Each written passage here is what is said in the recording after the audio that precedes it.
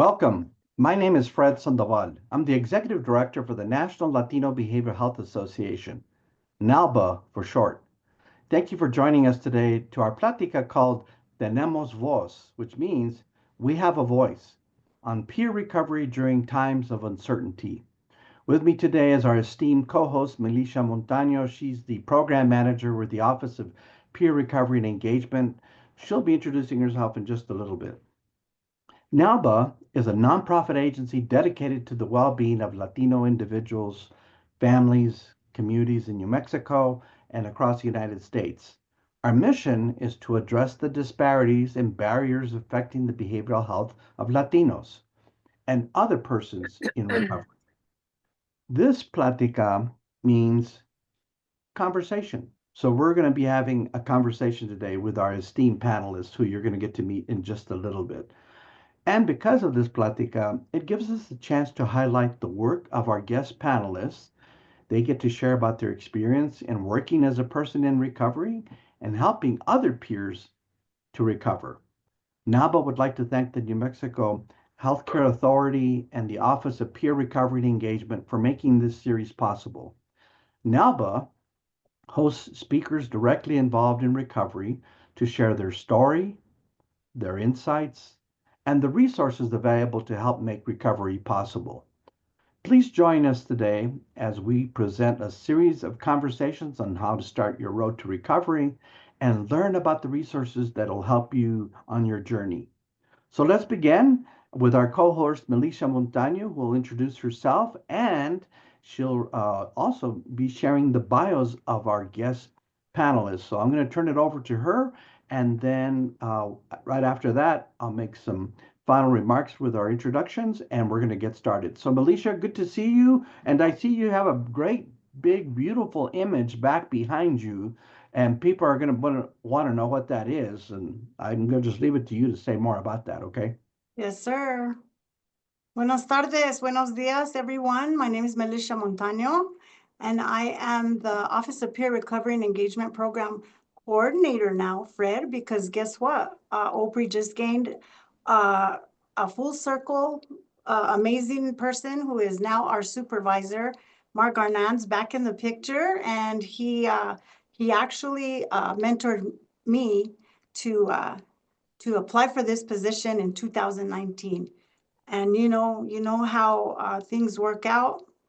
And so Mark is now leading OPRE in the next adventure. So with that being said, I am the program coordinator. I'm also a woman in long-term recovery of 15 years of my mental health is, got better once I put down the substance and was able to work on myself.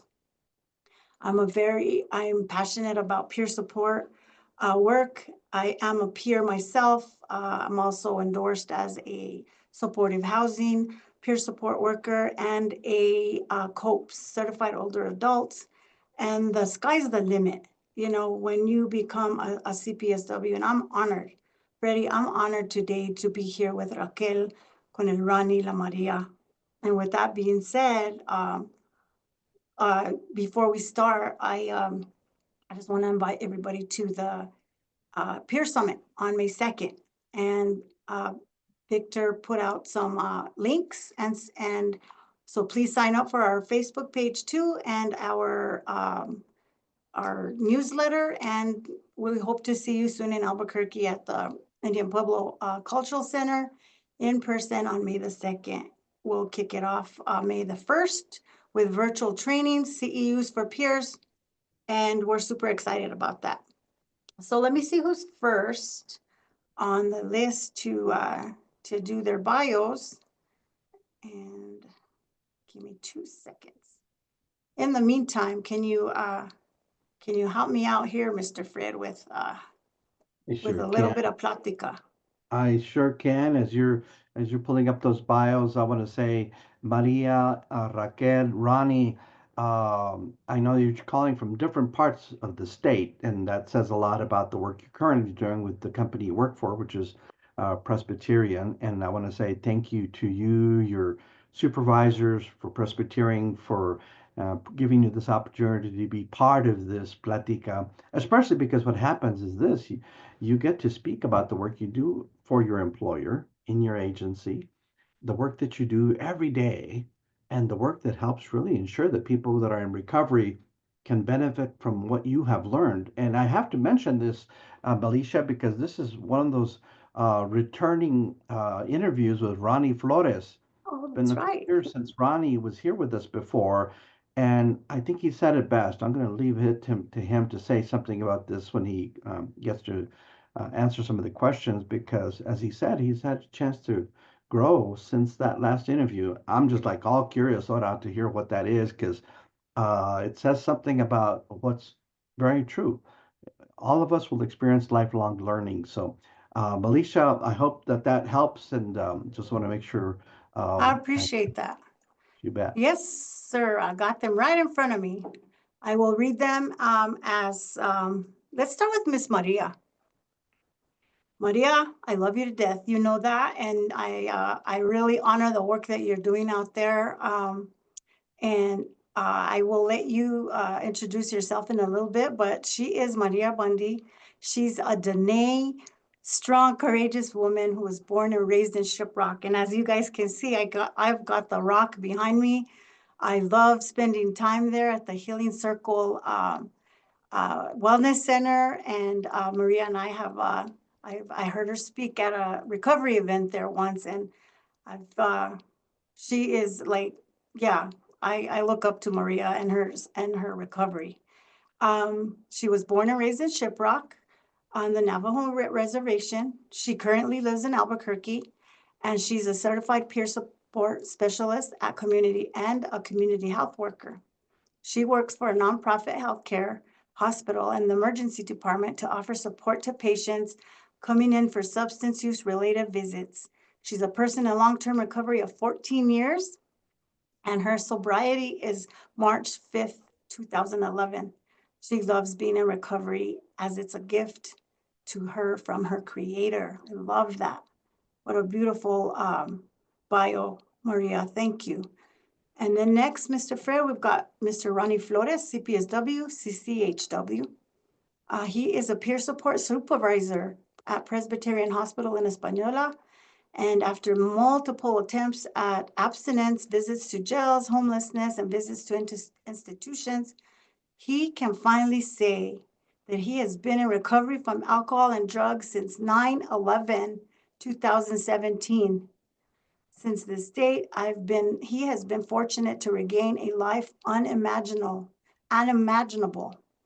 On 9/21/2020, he was offered a position at Pres in Española, the place that would clear him from incarceration, the place that eased his withdrawal symptoms with medication, and the place that admitted him multiple times for drug and alcohol related concerns. My gosh, this is a powerhouse today, Freddie.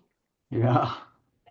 Miss Raquel Valverde. I got to meet her today, and I'm super excited to hear about her and her story and the resources and the big things that Raquel is going to be doing with this team. She is a Hispanic woman born and raised in Albuquerque.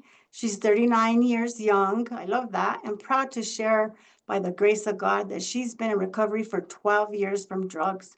She worked at Turquoise Lodge Hospital as a medical secretary, working with individuals that struggle with drugs and helping them find longer terms of treatment, sober living houses, or even one-on-one speaking to each other, peer support at its best. Finally, she came to work at Pres as a peer support worker, and she's soon to be certified. We're talking to like some really cool people here today. Now she gets to give back to those that need it, and she can talk to someone who knows how they are feeling and to connect on a deeper level. Guide them to the services, support that they seek. I got chills, Fred. I'm in awe. No? Yes, sir. All So with these that years. being said, those are some pretty powerful bios, and I'm like excited to see what they're gonna talk about today. So let's do it. All right. Well, I think when you describe the years of recovery that are here with us today, that's like a treasure cove. So let's get started. I think we just need to plow into the first question, and so we'll ask the same question of all of our participants, and then Melisha and I will take turns asking questions, and there might be a few things that pop in from the live audience that we'll also ask you too. But we're going to start with Ronnie. You know, he's a little bit of a veteran here. You know, he's been in these platicas before, so Yes. I'm tapping on the shoulder, Ronnie. But here's what I'd like you to do: is I'd like you to tell our listening audience a little bit more about the work you do to help people in recovery. And you said something earlier this morning about where you're at right now, physically where you're at. So say a little bit about that, and then anything that you think would be helpful since we last interviewed you. And then we're going to go over to Maria and then over to Raquel. But Ronnie, why don't you kick us off? Okie doke. Thank you, Fred. And I just want to give a shout out to all the peers out there working today. I know what you guys are going through. It's a tough job. It definitely is. It's an emotional roller coaster. Self-care is very key, especially for people in recovery. We never know how we're going to wake up the next day. So what I've done this plática, like Fred said, back in the past, and I want to say about 3 years ago or so, maybe longer, because I was fairly new to Presbyterian. And I remember when you asked me the question, what resources do you have in your community? And I froze. I froze. I know all the resources, but I couldn't think of them off the top of my head. Sure. And I felt bad, right, afterwards, because those resources are very, very necessary for what we do. But it lit a fire. It taught me that maybe I need to get more keen on what's in my community, right? That my job consists more of collaborating with everybody that does this work rather than trying to focus on what I'm doing, right? And that's where I found somewhat, I found what I do a little more fulfilling when I work with the other people in this community.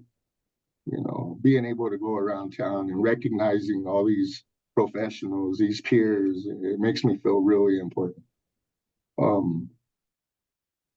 Are we explaining what we do here at the hospital as of now? Yeah, All right, yeah. so Just share I've been briefly with what you're doing. Presbyterian I'm coming up on 5 years, and I worked as a peer support specialist or a CPSW at some nonprofits, which was boots on the ground. Let's go to work, let's do outreach. And then I come into this environment of providers, RNs, professionals, and peer support was fairly new. I was the first peer support specialist to be hired in this hospital. So it was almost like building a position, right? And I love it. I love it. I love it, man. I couldn't do it without my teammates here with Press, the peers. But I also want to include the whole staff of Espanola Presbyterian Hospital, because they welcome me with open arms. They gave me the opportunity to share my story, which is really different compared to a lot of people's stories, right?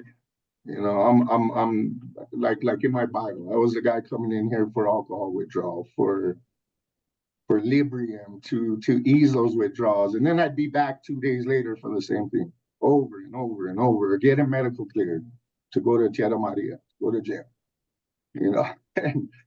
and to come in here, it was intimidating. It was intimidating, right? Because as a peer, I mean, I got education, but I've never really applied any type of education to the lifestyle that I was living, other than going out and hustling and trying to get over on people. And my skills were completely opposite of where they're at right now.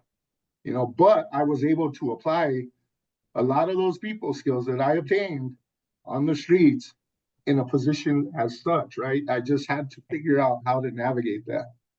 Right. And I feel like I've done a good job of doing so. I work with doctors now. That's a whole different language to me, but I'm willing to learn. I'm willing to listen. I'm willing to pay attention. And what I realized as a peer is my education is just as valuable to them.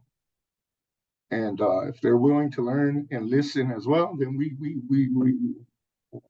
badass. This is a good team.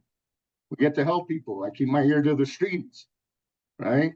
I relate to the streets, and I get to be the conduit of expressing that to the individuals who never lived that life whatsoever, and they're trying to understand what the addict is going through or what the alcoholic is feeling, right?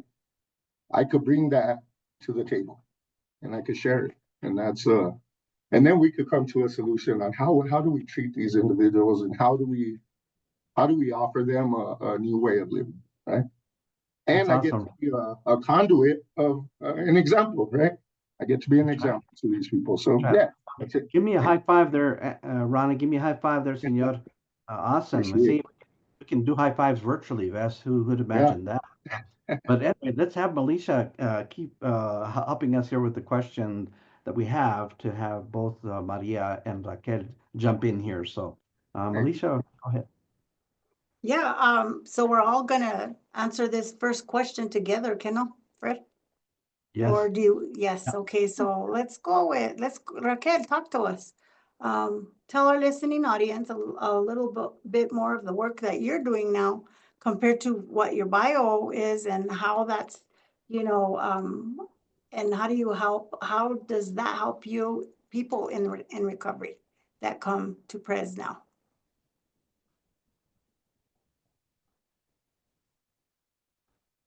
You can you go ahead and unmute yourself. Yeah, Raquel. you're muted. I was trying to read your lips, pero sabes que I never took that class, so I have to tell you I can't repeat anything you said. Pero anyway, Raquel, go ahead. Sorry, I forgot I was muted. So I'm over here at the Northside location in the OBGYN and perinatal department. And I do have some face-to-face interactions, but mine is more over the phone, like outpatient. And so the type of people or patients that come in are either mostly women that are pregnant and they're struggling with addiction, finding out or trying to find out how to manage it, how to live with it, or they've already given birth and they're still in that process trying to get help. So as a woman that,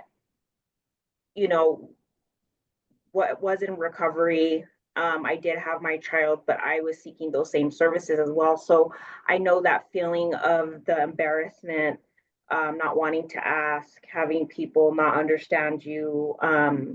It's very hard to ask for that help. So that's the work I do to help pregnant women or women that are already given birth, to help find what is best for their needs and what they are looking for. I love that. You meet peer support workers, we meet people where they're at, no? We don't, it doesn't, we don't, no judgment. As long as you stay with us, just stay with us. Yes. I think I told Fred once, if there would have been a MAP program for me back in the 80s or early 80s, maybe I could have raised my son. So I love listening to stories. I love listening to stories that where moms get it right, and they have that option, Raquel. So thank you. Thank you for being there for those moms. Oh yeah, definitely. Miss Maria, it's good to see you here today, and tell our listening audience, mija, a little bit more about the work that you do to help people in recovery. So good afternoon. My name is Maria, and as mentioned, I work here at the Caseman Presbyterian location in Albuquerque. I started working here with this hospital 5 years ago. So I've never imagined that I would have this type of employment, working in the hospital. And I remember first visiting the hospital was when one of my nephews was suffering with cirrhosis of the liver. And when I was told I was going to be employed at the hospital where he passed away from the cirrhosis of the liver due to alcoholism, I was taken a little bit back, because I started to become emotional and wondered, am I able to be there and support other people, knowing how my nephew suffered from this alcohol, which I also suffered with in the past. And, after realizing that, this is where I meant to be. And I embraced this opportunity, and coming into the emergency department, working with community health and clinical linkages, it was a whole different atmosphere for myself. And, just coming in, stepping into the emergency department, like what Ronnie mentioned, I felt intimidated. I felt that I wasn't qualified to be working alongside doctors, nurses, social workers, clinicians that are working with the behavioral health department. And, just working alongside them, it really opened up my eyes to start to see that a lot of people are coming in seeking services for detox, withdrawals, overdoses. Those are, in my past experience, never have I engaged with that type of setting. And it was really new to me. So I learned a lot during the whole 5 years of, where I am today. I learned a lot. I never knew about MAT, the medically assisted treatment, medicine that helps with craving reduction. Like what I heard, Militia, what you mentioned earlier, if I had known about that a long time ago, maybe I would have gotten sober a long time ago. But I can't go back to the what ifs, because my journey with where I am today is meant to have happened the way it was supposed to happen. And also, what I do to support people that come through the emergency department is, we meet them where they're at. I share with them my personal lived experiences. I'm very open. I'm like an open book when I talk to them. And when the doctors and nurses hear my story, I don't know, I think sometimes they're a bit taken back because we're so open and honest with what we've been through. And in the past, I used to be so ashamed of, where my life was. I didn't want to talk about where I was. But today, being in recovery, with just allowing myself to share sharing my experience with the patients, that come through, that they appreciate that. They like that open honesty that we are able to support them with. So, just sharing with resources, it gives me the opportunity to let them know that there is hope and there is help. And we're here. We're not judge. We don't judge. We're just we try our best to be very supportive. So I love my job. I'm very blessed to be where I am at today.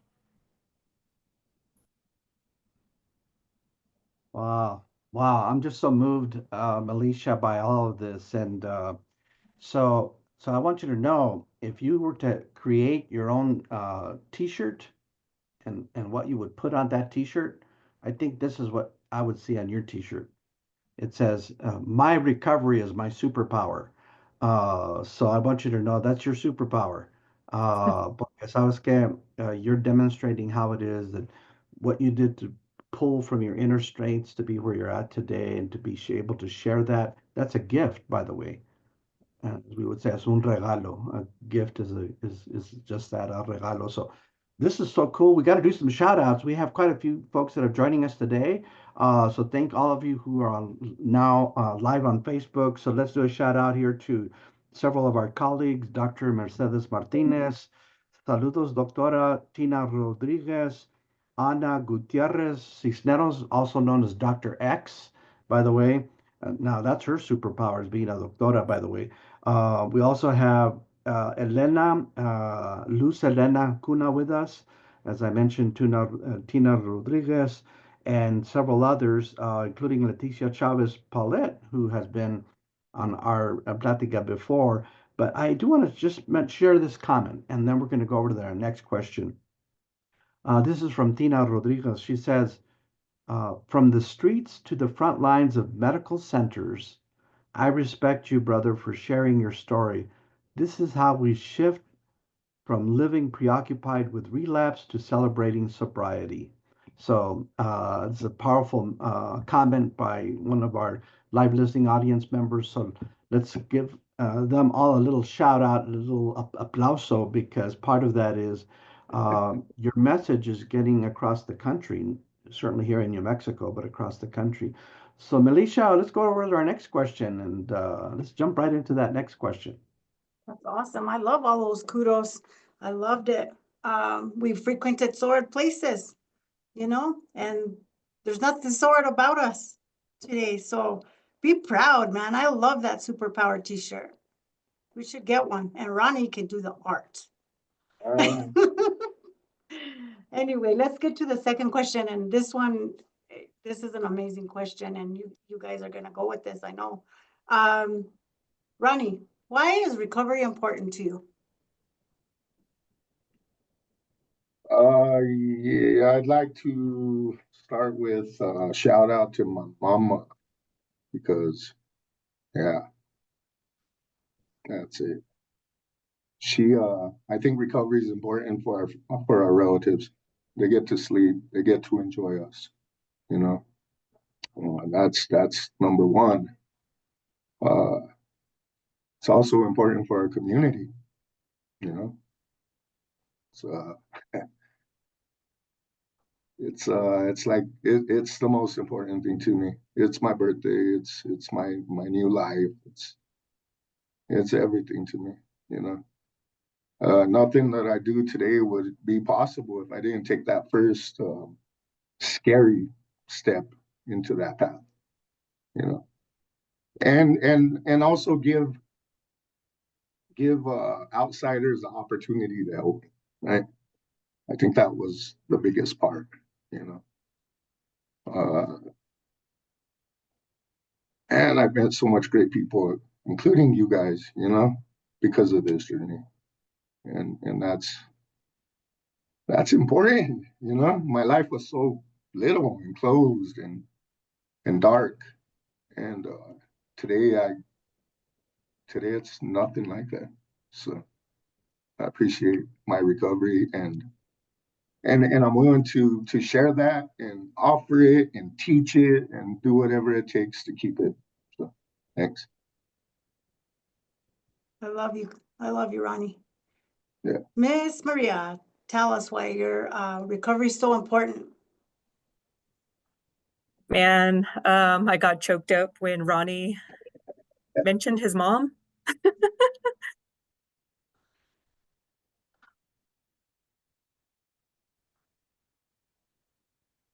Recovery for me, it's important because I'm present. I'm present.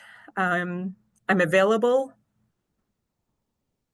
especially for my family, my daughters, my grandchildren.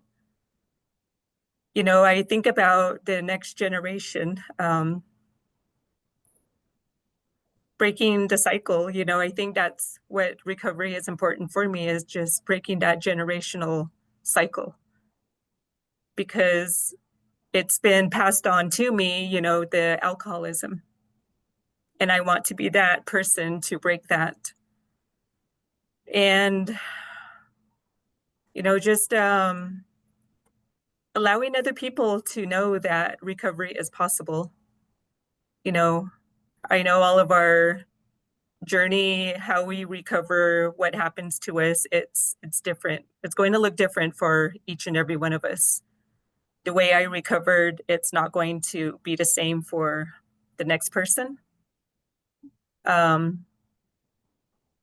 Yeah, so I value my recovery, and I have to make sure that I take care of it because I get to meet so many people that support me, and I just love recovery.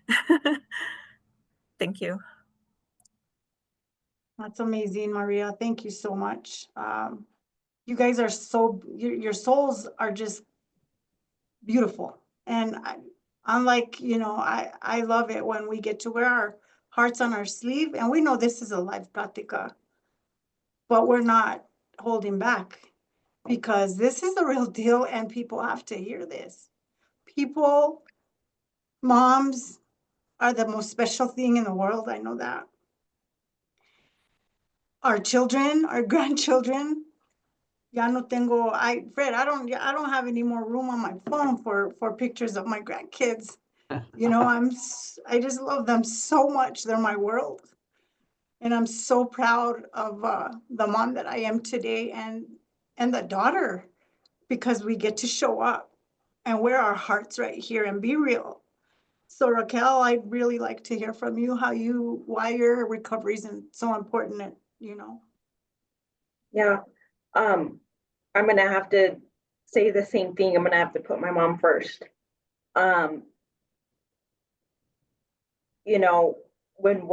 Just because your family loves you, not all of them are gonna stick by you to the end. And my mom,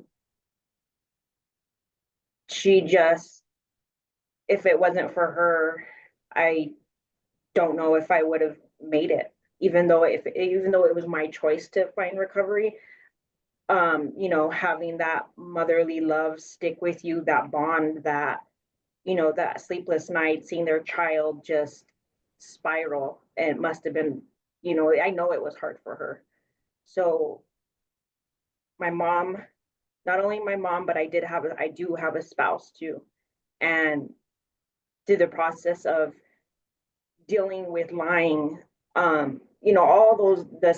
all the dealing with it, and then finally holding your hand while you're going through recovery or to a treatment center and sticking by you to have that backbone with you, it makes it easier on the person that is going through it too.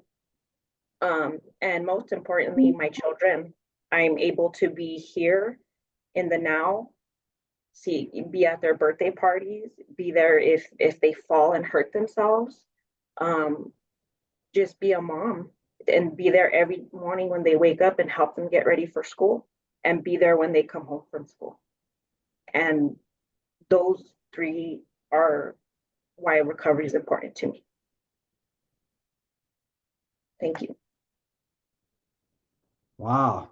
All I could say is I have to wipe the tear from my eye here because powerful, just powerful and inspirational, by the way. When you inspire people like you're doing right now, uh, it's contagious. So that's a positive contagiousness, ¿verdad?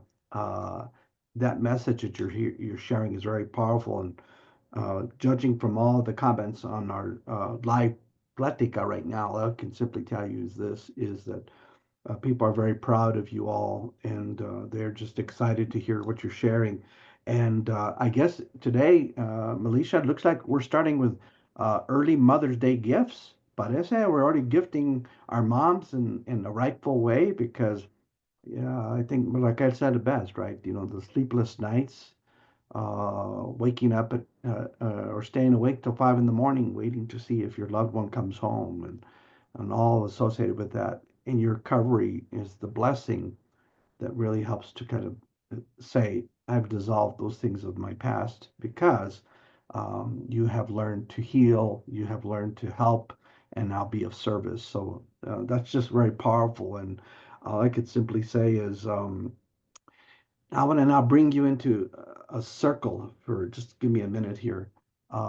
We are in very unique times in New Mexico and in our country and in the global society as a whole. We're all experiencing things that are much more difficult and challenging right now.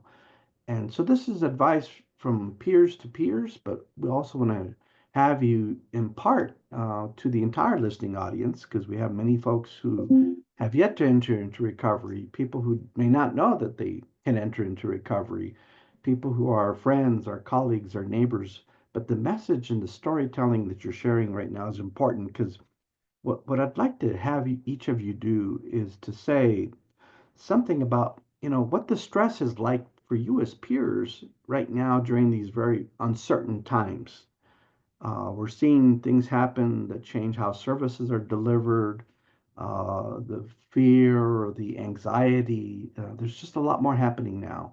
And here's a very good example of when we can have you share some of your insights and what you might say to those folks who are experiencing stressors today, like unlike any other time in their life, because we are in very uncertain times. And so I'm just going to change the order a little bit here, Melisha. I'm going to start with Maria and then over to Raquel and then over to Ronnie, because here's a very important part of today's Platica is this issue about how can we as peers and helping others address these very uncertain times. So let's put this right on the front burner, ¿verdad? Porque this is what we're dealing with today. And that's what's important about your being here today. So Maria, why don't you go ahead and start us off? So I believe that the stress that we're talking about patients that are coming into the emergency department that I associate with, right? That come through? Or just stress in general? How about the stress in general, the stress that people are bringing into your environment, and where that stress is happening, given that the uncertain times about how are people able to ensure that they can have Medicaid to be able to get services, or how can they be certain that, the pressures they're feeling from not being able to work is creating undue pressures. People are getting laid off, and many people are struggling right now, finding a place to live, place to eat. We're seeing an increase in the need to have food. So those kinds of stressors. Just share a little bit more about that. So I think for myself, what I hear or what I see most often are the majority of people unhoused. People that are unhoused, not feeling the sense of feeling safe. People that just a lack of resources, quite honestly. There is not a whole lot of resources, unfortunately. And it's become more difficult at times to place patients that may be seeking inpatient services, especially detox services. We need more of that in our community, not only here in Albuquerque, but also in rural areas. I also do support the hospital, White Plains Regional Medical Center in Clovis, New Mexico. And I hear that quite often in that community where there is not enough resources for detox inpatient services, and it's been quite challenging. What I think also is, people struggling with housing, which I believe is very important for the person to not only feel safe, but if they're not housed, how are they going to get themselves situated with recovery? Where are they going to go to get ready if they're looking for employment? If they don't have that stability, it's going to become difficult for them to start to job search, where, they're not, if they're not if they're living on the streets, how are they going to feel safe? Where are they going to put their belongings? Because that's a lot of people, what they're experiencing. Not only that, violence, also with medical insurance fraud, right? Like the relatives that have been taken from their community and taken to different parts of the state where where their Medicaid were used not for them, but they were taking it for money purposes, with fraud. And, the relatives, they trusted these organizations where it wasn't the right, it wasn't the true setting that they were, you know, saying that, they're going to help people get into recovery, but yet they were housed where, there was a story about that. So I'm sure there's a lot of mistrust coming, when there are people that want to actually help, but yet now they're afraid, thinking that, this place is fraudulent and they're not going to want to get the help. So I think, people sometimes are misguided and they don't know where to place their trust. And that's where a lot of our support as peer support workers come in. We try to rebuild that trust with them to let them know that, we've been there and we understand what has happened. So we try to, de-stress, place some of that stress in the back and let them know that, we will try our best to support you with what the resources that you need. So, like there's just a whole lot of stress that is going on. And I think recognizing that, we're able to understand and try to put our shoes in their shoes and, try to help with navigating and doing our best to offer that support with them.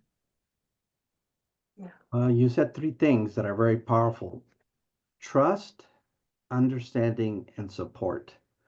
Um, that's excellent advice for being able to acknowledge that what people are experiencing right now uh, can be something that you bring to the table as a peer. So thank you for sharing that. And Melisha, I know you probably want to hear from Raquel and Ronnie too about what things are like during these very uncertain times. But yeah, go ahead and Melisha and see what your compadrecita and comadrecita here get to say about that. So go ahead.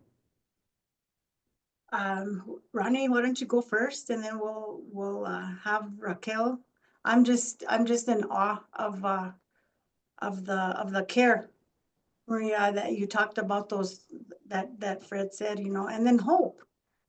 It sounds to me like every one of you on this panel today is in the business of instilling hope in the hopeless, because we've been there. And so, and you make it a safe space so they can talk about that. And then they, and the trust that happens between a peer and somebody that's going through a lot, then that's where the magic happens and the resources are easily, accepted, because there are, and we will go to the ends of the earth to find those resources, right? So come on, Ron, talk to us. So the question is, what are the kinds of stress the peers are Stressors. experiencing? Okay, in times of uncertainty.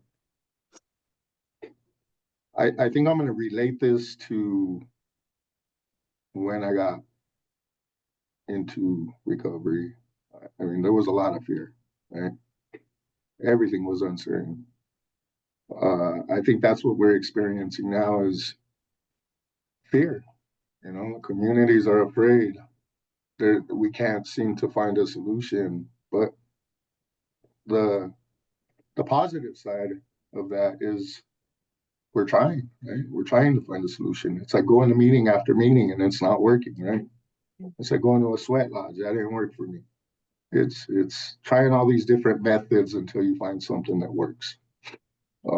I think everybody plays everybody has a job. Everybody plays a part in the bigger picture, right? And all I can do right now is my part, right? My part is helping the next person. My part is voicing what needs to be said when it's in the right setting, right? But I can't judge people who are trying, you know. I can't judge people who are failing because they're going to try again. We can't save everybody, and I'm learning that here at the hospital. You know, and that's hard to swallow sometimes. But we still come back the next day. We still come to work and we try to save the next person, right? And all through that process, we carry that, you know, we carry that. And I think that's what our community is feeling, right? You know, it's tough, but we still get up and we show up and we do what we can. Yeah. Thank you, Ronnie. Raquel? Yeah, so I do want to piggyback a little bit off of Ronnie. It could be the stress that I've experienced is it could be very stressful at times when you're there emotionally supporting someone day after day. It could lead to a lot of stress. You know, being exposed to our patients' trauma, and sometimes at the same time though we relate, but it can be stressful. Creating certain boundaries for our patients. You have to make sure we establish those healthy boundaries. If not, that could become stressful for you or for us, for me. And also behavior. You never know who's walking through that door seeking for help. And sometimes, unfortunately, sometimes they could be erratic and the behavior can lead to stress for us as well. And overall, just a burnout, lack of our self-care, not taking time for ourselves, and the mindfulness. And so you have to really make sure and take care of yourself so that way we're there to take care of others and help others in that moment. And those are the things that I've experienced of stress during my time here. Thank you. Wow, just again, thank you so much for sharing these specific examples, because it's very telling. Here's a comment from one of our live Facebook audience attendees, by the way, and it's a quick shout out to Sonia, and she says, this is really, really powerful, by the way. Recovery is life, and she puts an exclamation on it. And then she says, it's God's grace. God willing, I will celebrate 35 years clean and sober. I love and appreciate these young folks in recovery. Thank you. And then she has 3 hearts. So it must be a heart for Raquel and a heart for Maria and a heart for Ronnie. So mira, what does this tell us, right? And as you know, we're recording this live plática, and it will continue to play on NALBA's Facebook page. So please share this with your colleagues and make sure that they have an opportunity to hear not just your message today, but that the folks that have yet to hear what you've said today, there will be an opportunity. We'll continue to make sure this is on our Facebook page and be able to have people comment even as they listen to the recorded version. So the message continues, Melisha, and I know with the 10 minutes that we have, I know we have to do at least a few things, right? Besides wrap up today, we also want to say something about the Peer Summit coming up for OPRE, and then I want to mention the conference that's coming up, and then we also have another Plática coming up on May 15th. So I think with the 10 minutes that we have here, let's kind of wrap this up. And so Melisha, let's bump it over to you. And again, thank you and OPRE and the division and the department for continuing to ensure that people in recovery can continue to be supportive of each other. because the knowledge we gain from here increases our understanding of how we can pursue, maintain, and ensure recovery. The movement that has been started in New Mexico continues to gain momentum. So every one of you that are here today are contributing to that energy. So Melisha, otra vez, good to have you here. And I always like your backdrops. So May 15th, who knows what your backdrop's going to be on May 15th? You know, it could be, I don't know, the Sangre de Cristo Mountains, or who knows what it will be in store for. But Melisha, over to you. Thank you. Gosh, this has been an amazing plática, and I love the realness of these peers and what they've had to share, and not being afraid to talk about the stressors, you know, with the way things are in this world today, you know, seeing what they see in those ERs, talking on the phone and listening, you know, it takes us back to, you know, where we were at one time, you know. And but the good thing about that is that, you know, we now have tools. Ronnie mentioned one of them, Sweat Lodge, what, you know, all the resources that are out there that we now know that we can use. I see Maria every now and again, you know, a lot, not every now and again, hiking. I wish I could want to do that, you know, but I kudos to you, you know, and Ronnie, you know, I don't get to see him as often as I used to, but you know, and I'm honored to have met you, Raquel. I hear you on the motherly part, you know. When we were talking earlier, you guys, about moms, you know, I think it's the faith that we were raised to see, right? Even though we went our ways, the faith of our families never gave, it stays to, it remains to this day. And I think also because we're New Mexicans from different parts of New Mexico, and we're all binded together as a, you know, so people from everywhere root for our recovery, and you know, and it's very heartful. Ew, I don't even know how to even say, Fred, how I'm feeling right now about how these peers show up. I do want to say that this is just one group of three more of Mr. Hume's you know, workers, that certified peer support workers that are going to join us in the next one. I wish we could have them all in one spot, but you know, and they also have, you know, there's so many places in New Mexico now that, you know, where the peers are needed and wanted, and as such as our wellness centers, you know, we're gonna hear and it's what I'm seeing is teams. Like, here's a team, right? And the teams that are out there that represent New Mexico's wellness centers are also amazing, and reaching out and opening doors so that you guys can also refer to them. I don't know if you registered for the peer summit on May 2nd. I'm so excited to see you guys all there again.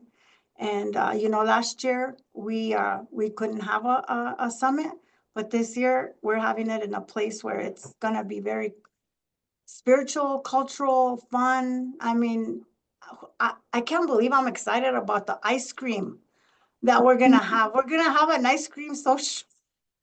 Híjole, I can, you know, breakfast starts at 7:30, and it's like an open, you know, continental, como le dicen, but and then a big lunch, and then in the afternoon, in between breakout sessions and all the cool stuff that's happening there, there's an ice cream social. Never in a million years would I have thought that I would get excited over that, but okay. And of course, you know, talking about self-care, it's summer, you know, I'm about to break out that motorcycle and take rides, you know, that's my church sometimes. And that's where I feel connected, and where I can talk and feel spiritually connected to my higher power. one thing that I don't know who mentioned it, but when you said, we can help and we can save lives daily. I had a sponsor once who told me, Militia, because I was a frequent flyer, man. Ronnie knows. He's prayed for me. I've prayed for him. She said to me, Mija, here's the deal. I can go to the ends of the earth for you, but I ain't going alone. And if you don't meet me there, she would tell me things like that, or, it's not my place as a woman in long-term recovery to take you back home to Tierra Maria in a brown pine box. That's just not what we do here. So, you guys are just bringing back memories for me, and I just want to, I don't know, Fred, like, I guess the last question of the day, I don't want to take up, the last 3 minutes. Please ask them about the takeaway. And we hope to see you guys soon. Hugs. I love you all. And it's been an honor being here. That's what I got to say. I'm sorry, Fred. Thank you. No, never be sorry. In fact, that word isn't in this vocabulary for La Platica. And the reason why Okay. is because, this is a safe place. This is a sacred space too, by the way. The fact that we're sharing things that are so deep and personal makes it a sacred space. And so I want you to know uh, the word that is probably most important is valiente, to be valiant, right? Because you know what bravery it takes to say these things, to share these things? You're breaking the ice, you're breaking the mold, you're changing lives for the better, you're transforming the hopelessness to hope. And here's the dicho that my mom used to teach me, right? By the way, my mom graduated from the third grade, by the way, which meant is her wisdom came from a different place, her knowledge came from a different place, everything that she understood came from a different place. And she would say, "Hijo, la esperanza es la última para morir." Hope is the last to die. And in that message of hope is the work that it makes recovery so special. And just as you know, thank you, Victor, who's behind the curtain, like the Wizard of Oz, the guys that are behind the curtain. So behind the curtain is the guy who makes all this technical stuff happen. He's putting in the chat a lot of information. I want to thank our live listening audience for their wonderful comments. They're sharing their own experiences, their comments for all of you as this guest panelists that are here today. And I'm just going to ask you to each give me one word that you want to share to our live Facebook audience. And then that message will continue in the recorded live in a Facebook recording. So, Ronnie, I'm going to ask you to summarize today, this 60 minutes, with one word of how you're feeling right now. One word of how you're feeling right now. And then I'll go over to Raquel and then over to Maria and Melisha, and we're going to wrap up with that. So, Ronnie, over to you, sir. Just one word, Fred. All right. Yeah, because I know that if I Humble. let you write the dissertation or the thesis, that's going to take us 5 days. So, por Humble. ahora, I'm humbled. I'm humbled. humble. Beautiful, beautiful. Raquel.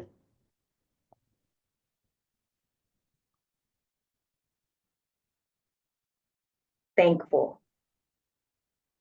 Thankful, beautiful. Maria.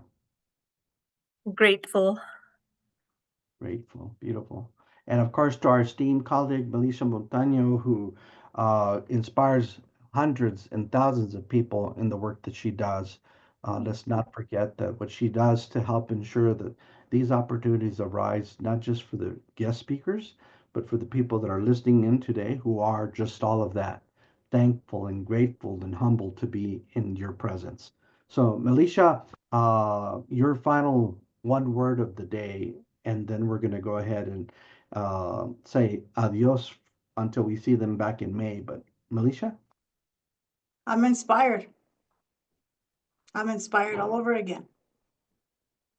That's beautiful. Well, with that, what do you think? What a great way to start to make sure that as we close up the week, that we come tomorrow with all of these things bearing on our spirit, our energy, because you all are making a difference and you are, in fact, saving lives. So I want to invite you all to the next Plática on May 15th. It's also at 12 o'clock. We're going to continue with the Presbyterian superpower team that makes up this entire team. And we want to encourage you to invite folks to come to this experience because the 1 hour of healing that takes place here is contagious. So let's be contagious, and we look forward to seeing you on May 15th. And with that, again, Fred Sandoval with the National Latino Behavioral Association. Thank you all for being here with us today. Muchísimas gracias. Adiós.